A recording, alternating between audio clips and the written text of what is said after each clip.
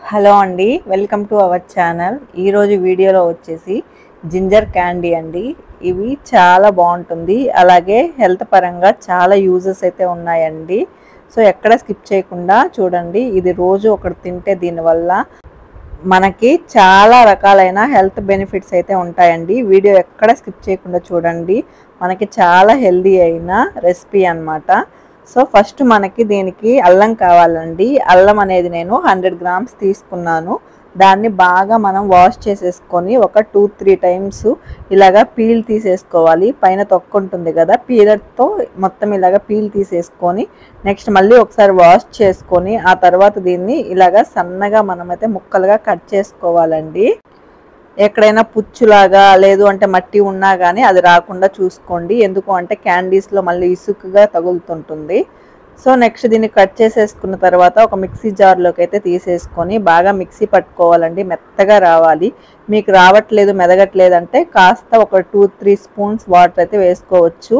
Next ఇలాగా మనమైతే మెత్తగా గ్రైండ్ చేసుకున్న తర్వాత ఒక ప్యాన్ అయితే మనం పెట్టుకోవాలండి. నాన్ స్టిక్ యూస్ చేయడానికి ట్రై చేయండి.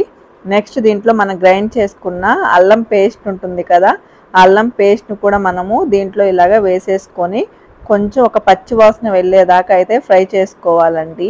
అలాగే మీకు నచ్చితే పుదీనా లీవ్స్ ఉంటాయి కదా, మిక్సీ పట్టేటప్పుడు ఒక 10-20 లీవ్స్ అయితే మీరు పుదీనా లీవ్స్ కూడా వేసుకోవచ్చు. దానివల్ల కూడా బెనిఫిట్స్ ఉంటాయి.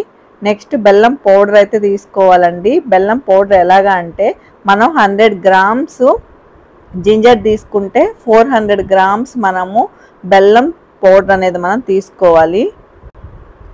నెక్స్ట్ ఇలాగా దీన్ని మొత్తం కూడా మనం మిక్స్ చేసుకోవాలండి. మనం కొంచెం దగ్గరుండే మనం మిక్స్ చేసుకుంటూ ఉండాలి, లేదు అంటే మనకి మాడిపోయే ఛాన్సెస్ అయితే చాలా ఎక్కువ ఉంటాయి. సో ఇది మెల్లగా కరుగుతూ ఉంటుంది. ఇంకొకటి ఏంటంటే మ్యాక్సిమం మీరు బెల్లం ఉంటుంది కదా, దాన్ని నల్లగొట్టి తీసుకోవడానికి ట్రై చేయండి. నేను బెల్లం పౌడర్ దొరుకుతాయి కదా బయట, దాన్ని అయితే యూస్ చేశానండి. దానివల్ల బాగా జిగురు రాలేదన్నమాట. సో మీరైతే బెల్లం పౌడర్ యూస్ చేయడానికి కాకుండా నార్మల్ బెల్లం అయితే యూస్ చేయండి. నెక్స్ట్ దీన్ని మనం కలుపుతూనే ఉంటే మనకి ఒక రిబ్బన్ లాగా పడుతూ ఉంటుంది అనమాట. అప్పటిదాకా మనమైతే మిక్స్ చేసుకోవాలి. శనగ ముద్దలకి మనం పాకం పట్టుకుంటాం కదండి, వాటర్లో వేసిన తర్వాత ఇంచితే టక్మని సౌండ్ వస్తుంది.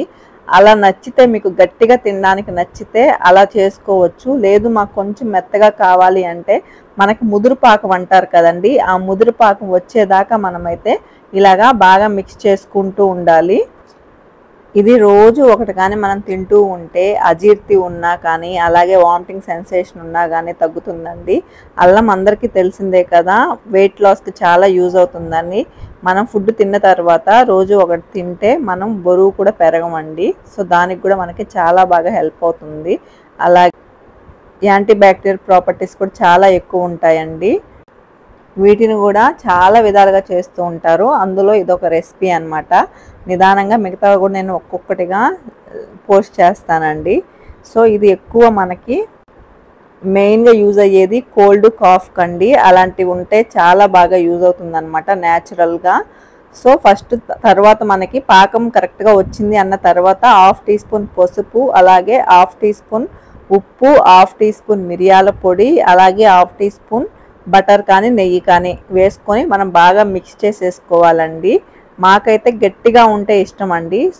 నేనైతే పాకాన్ని ఇంచితే మనకి టక్కుమని సౌండ్ వచ్చి ఇరుగుతుంది కదా, అప్పటిదాకైతే ఉంచాను. మీకు అంత ఇష్టం లేకపోతే కొంచెం ముందుగా ముదురు పాకం వచ్చిన తర్వాత తీసేసుకోవచ్చు. నెక్స్ట్ స్టవ్ మీద నుంచి తీసేసుకొని ఇలా మోల్డ్స్ ఏం లేకపోతే బటర్ పేపర్ మీదే మీరు ఇలాగ వేసుకోవచ్చండి. స్పూన్తో కొంచెం కొంచెంగా తీసుకొని, లేదు అంటే మోల్డ్ ఉంది అంటే మోల్డ్లో మనకి ఇలాగా కొంచెం కొంచెంగా వేసేసుకొని తయారు చేసుకోవచ్చు. నేను చెప్పాను కదండి, నేను బెల్లం పౌడర్ వేయడం వల్ల జిగురు రాలేదని.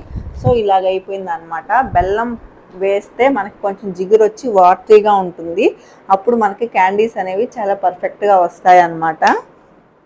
సో ఇది మనకి చల్లారిపోయిన తర్వాత నెక్స్ట్ వీటిని ఇలాగా తీసేసుకోవడమేనండి. చాలా ఈజీగా అయితే రిమూవ్ అయిపోతాయి. అండ్ టేస్ట్ కూడా చాలా బాగుంటాయండి, చాలా బాగా నచ్చుతాయి.